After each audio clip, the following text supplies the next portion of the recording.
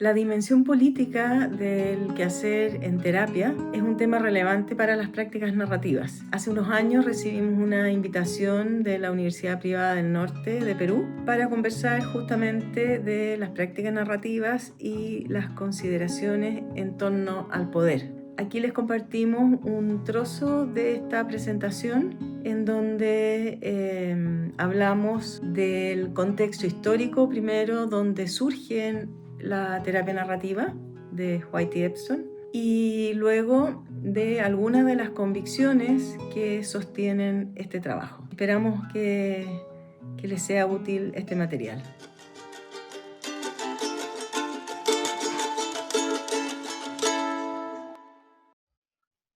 Bueno, tenemos un tiempo sumamente limitado y queremos aprovecharlo al máximo.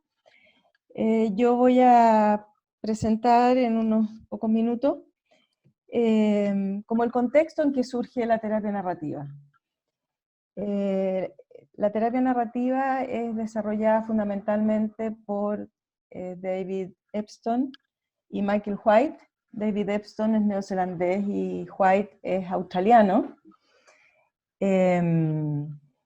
Y surge a mediados de los años 80. Ahí están ellos, ven, con su look ochentero, setentero, ochentero diría yo, bastante poco convencional. Surge entonces así ya como un cuerpo más reconocido, como un enfoque en esos años, a mediados de los 80, pero el contexto histórico, social, político, cultural en que se va gestando la terapia narrativa viene de antes, ¿no? O sea, la década del 70, fines de los 60, fueron décadas en el mundo donde hubo muchos cambios, ¿no? Donde hubo mucho cuestionamiento a un statu quo. Existía en esos años, estoy hablando de los 70, un gran activismo de los movimientos antirracistas, por ejemplo. Estaba Martin Luther King en Estados Unidos, en Australia mismo estaba todo el movimiento de los aborígenes contra la segregación en Australia. Estaba muy activo el movimiento feminista, lo que se reconoce en algunas partes como la tercera ola del movimiento feminista. Estaba también, había ocurrido mayo 68 en París, la revolución estudiantil, ¿no? Donde los estudiantes decían la imaginación al poder, donde fueron muy importantes pensadores como Foucault, por ejemplo, Deleuze, Derrida. Estaba también el movimiento contra la guerra de Vietnam, que significaba como cuestionar el poderío de Estados Unidos, el colonialismo, su intervencionismo sobre la realidad de otros países. Entonces, lo importante de esto es que era una época donde se estaba cuestionando mucho las formas de ejercicio del poder y las formas de dominación de ciertos grupos sobre otros grupos, ¿no? No había habido un movimiento así tan fuerte y extendido en diversos lugares del mundo como se dio en esas décadas. Justamente White y Epstein van a la universidad durante esos años, ¿ya? Donde estaba todo este pensamiento dando vuelta, ¿no? Donde estaba como a la mano esta sensación de poder cambiar las cosas. White y Epstein son trabajadores sociales. Epstein también se forma en antropología y sociología, y ellos entonces se encuentran porque los dos estaban haciendo prácticas que se salían un poco de la tradición en la terapia familiar y empiezan a colaborar en el desarrollo de este nuevo enfoque. ¿Por qué nos interesaba mostrar esto? Porque las ideas surgen en contextos específicos y están directamente vinculados a los contextos y momentos históricos en que surgen, ¿ya? No es casual que ellos desarrollen estas ideas que cuestionan la forma tradicional de entender la psicología, viniendo de un contexto, de un momento histórico, donde se están cuestionando las formas tradicionales del ejercicio del poder.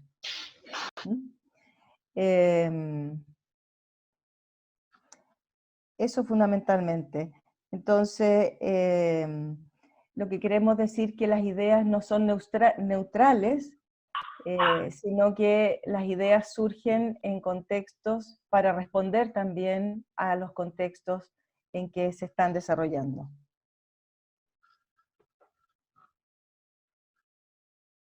Ítalo. Sí, ahí está. Bueno, perdón, una cosita. La imagen que ustedes están viendo ahora son diferentes pensadores, hay varios filósofos, antropólogos, que han tenido mucha influencia en el desarrollo de las ideas de las prácticas narrativas. Como ustedes ven, estas ideas se fundamentan o se enriquecen y se van forjando por fuera de las ideas de la psicología tradicional. Aquí la mayoría no son psicólogos, ¿no? Hay antropólogos, Turner, Van Gennep, filósofos, Foucault, Derrida, Deleuze, Bourdieu es sociólogo, Vygotsky y William James son psicólogos acá, Geertz es antropólogo, Barbara Meyerhoff, antropóloga, Bateson también está más considerado en ese campo, bueno, Tom es psiquiatra y Andersen también. Eso. Ahora sí te doy el pase. Bueno,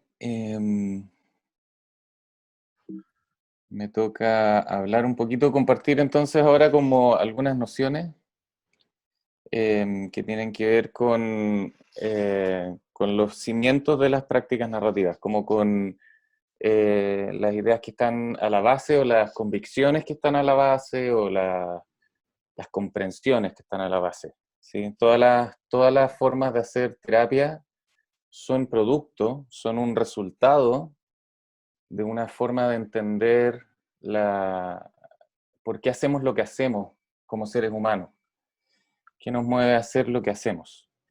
Y es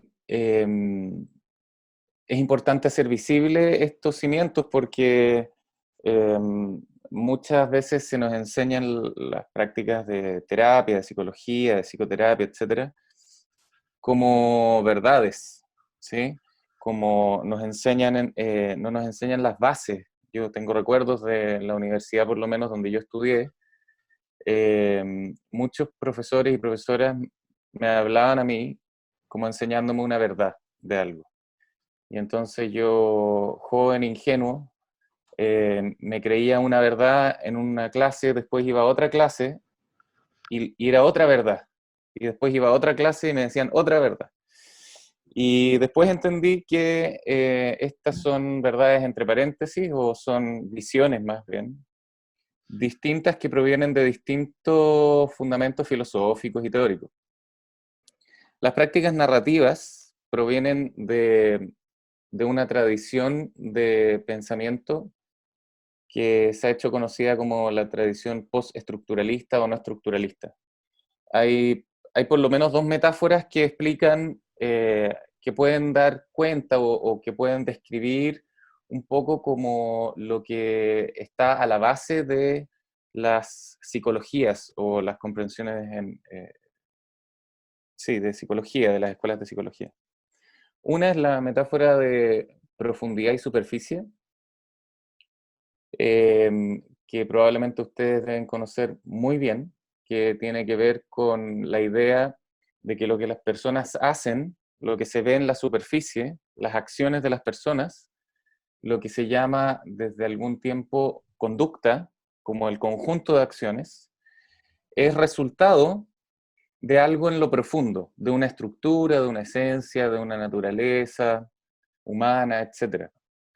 Esa es una metáfora que abarca muchos tipos de psicología, profundidad y superficie. Entonces, de nuevo, la superficie se explica por algún tipo de profundidad. Y ese tipo de profundidad funciona como un marco de análisis. Es un marco de análisis que los profesionales, se supone, sabemos para explicar la superficie. Entonces, para explicar la conducta humana, accedemos a esa, bueno, no nosotros, los psicólogos acceden a su conocimiento experto, que son sus metodologías de análisis. Entonces, por ejemplo, si un niño corre mucho y no pone atención en la clase, esa es lo externo. Lo profundo de eso sería eh, la explicación en su naturaleza, que podría, por ejemplo, ser un diagnóstico de trastorno TDAH, ¿no? Trastorno de déficit atencional con hiperactividad, por ejemplo. Esa es toda una tradición, ¿sí? Que se llama estructuralista, porque busca estructuras que expliquen o den cuenta de la acción humana. La metáfora que abordamos nosotros en prácticas narrativas es más bien una de grueso y delgado, de riqueza y pobreza, lo rico y lo pobre, lo grueso y lo delgado en términos de los relatos, ¿sí? Nos interesan los relatos de las personas porque tenemos la convicción y está a la base de los fundamentos que son los relatos, las historias, las que moldean y dan sentido y animan la acción humana. Que lo que hacemos está basado en la construcción de significados que hacemos de la vida, que nuestras acciones tienen siempre propósito e intención. Nuestras acciones tienen una intencionalidad. Ahora, cuando las personas llegan a terapia o a conversar con nosotros, muchas veces las personas vienen como atrapadas en una sola historia. Atrapadas en una historia que es una historia problemática, una historia saturada de problemas. Y entonces nosotros sabemos que las personas, nuestras vidas son multihistoriadas, no son unihistoriadas. Y cuando las personas están en esta sensación de que hay una sola historia que está definiendo sus vidas, están teniendo entonces están teniendo conclusiones pobres acerca de su identidad, empobrecidas, delgadas acerca de su identidad. Como nosotros sabemos que la vida es multihistoriada, entonces nosotros lo que hacemos en prácticas narrativas es, a través de la conversación y de preguntas, establecer un contexto, construir un contexto para poder permitir que las personas accedan a otras historias de sus vidas. Cuando las personas acceden a esta multihistoriedad de sus vidas, a historias que son contradictorias con la historia del problema, a historias que tienen que ver con las habilidades y los saberes que están poniendo en relación a los problemas que les sirven para poder vivir, que les sirven para poder responder a los problemas de sus vidas, que les sirven para dar paso. Cuando historiamos, cuando hacemos reautoría de esas habilidades y de esos saberes, las personas empiezan a acceder a una comprensión compleja, rica y gruesa de sus vidas. Ya no es una pobre, sino que gruesa. Entonces, a esto le llamamos no estructuralista, porque lo que buscamos no es la explicación de la acción humana en una esencia o una estructura interna o una naturaleza interna, sino que buscamos el sentido de la acción humana. ¿Qué está moviendo a las personas? ¿Cuáles son sus intenciones, sus propósitos, sus sueños, sus esperanzas que están dándole fuerza a la expresión que tienen, ¿sí? Y que están haciendo? Entonces, bueno, de ahí se desprenden varias cosas. Por ejemplo, que la persona nunca es el problema. Esa es como una máxima y una ética desde la cual trabajamos. Al pensar esto como no estructuralista, entendemos que las personas no son el problema, que el problema es el problema y la persona está en una relación con el problema. Sabemos que las personas también tienen una gran sabiduría para vivir y para llevar la vida y tienen una serie de habilidades y saberes que no, pero el problema es que no tienen acceso a ellos. Entonces nosotros nos interesa eh, construir con las personas, tejer en las conversaciones eh, los relatos que han sido subyugados y que están vinculados a estos saberes y habilidades, para que las personas puedan estar más cerca de una sensación que a nosotros nos importa, que es la sensación de agencia personal, ¿sí? Que es esta sensación de poder mover la vida usando las propias habilidades y saberes. Eh, entonces, les voy a contar una pequeña historia de práctica. Un trabajo que estoy recién comenzando. Llevamos 3 conversaciones, 3 sesiones con una mujer y les quiero contar esto básicamente para poder ilustrar algunas de estas ideas. No es una historia acabada aún, es una historia que está en proceso. Estoy trabajando con una mujer de 32, 38 años, que tiene 2 hijos, que estuvo casada durante 13 años con un hombre que es papá de sus 2 hijos y que la humilló, la maltrató muy fuertemente. La insultaba, la humilló, la controlaba, no la dejaba salir, no la dejaba tener amistades, la amenazaba, le hacía una diversidad de prácticas de tortura, ¿no? Que es lo que los hombres hacen con las mujeres cuando creen que son dueños de sus vidas, ¿no? Dueños de la vida de las mujeres. Son formas de tortura eh, y de control, ¿sí? Es ética del control, ¿verdad? Esta mujer también vivió abusos de pequeña, abusos sexuales por parte de familiares, ¿sí? Y además vivió acoso escolar, maltrato, bullying, mucho bullying. Esta mujer logró liberarse de esta relación con el marido y hoy está viviendo en una casa. Es una mujer que no tiene muchos recursos económicos y con la pandemia hoy está además sin trabajo.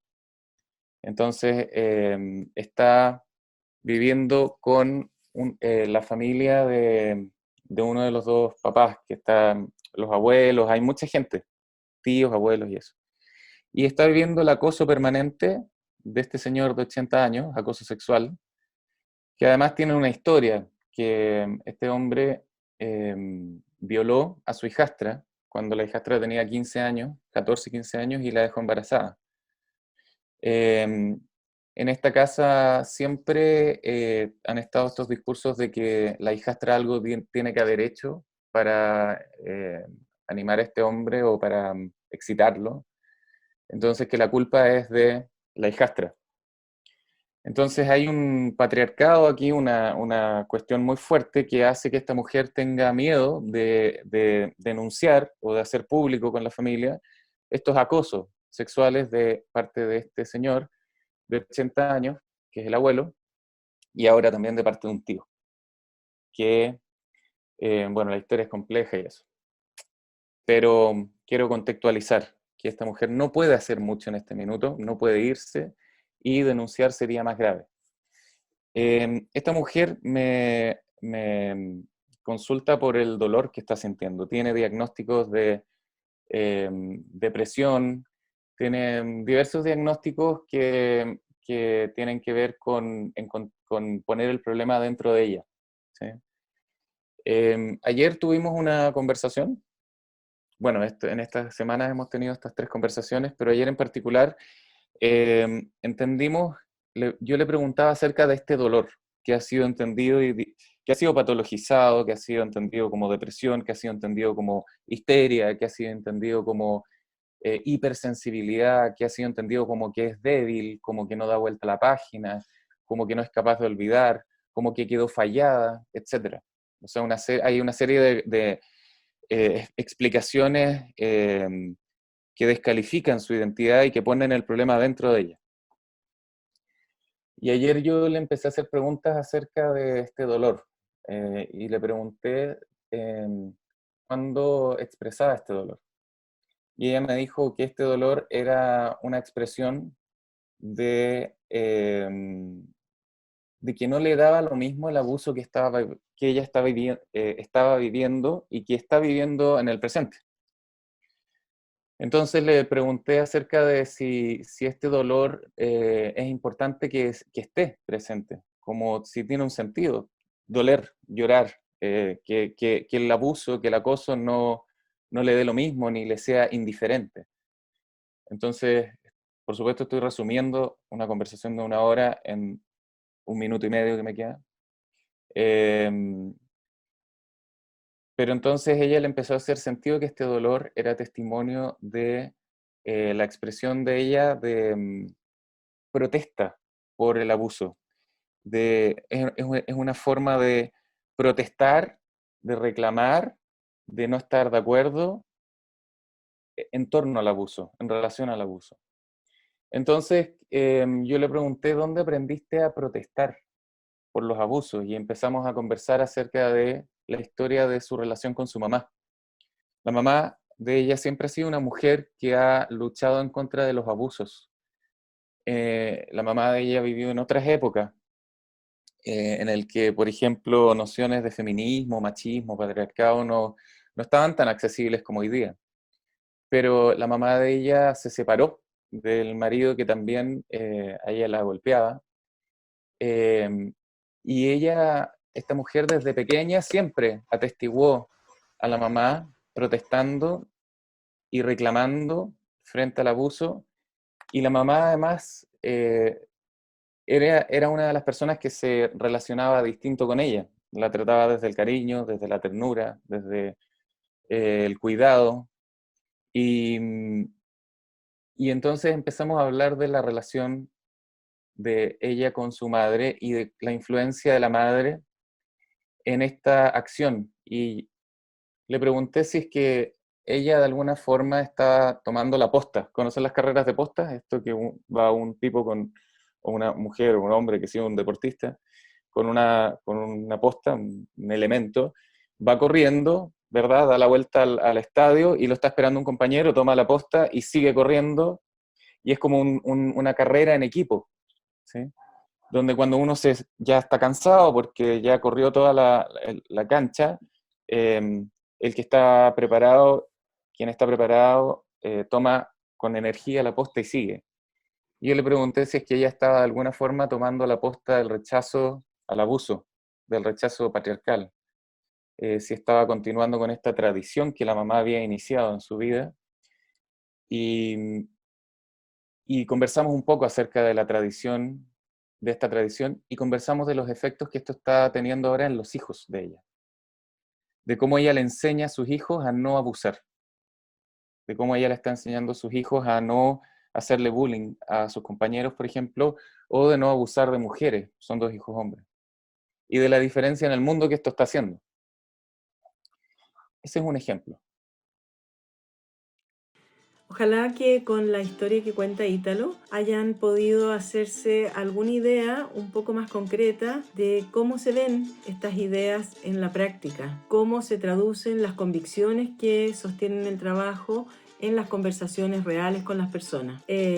Para que podamos seguir compartiendo estos materiales, les pedimos que toquen la campanita, que hagan comentarios y así podamos seguir encontrándonos.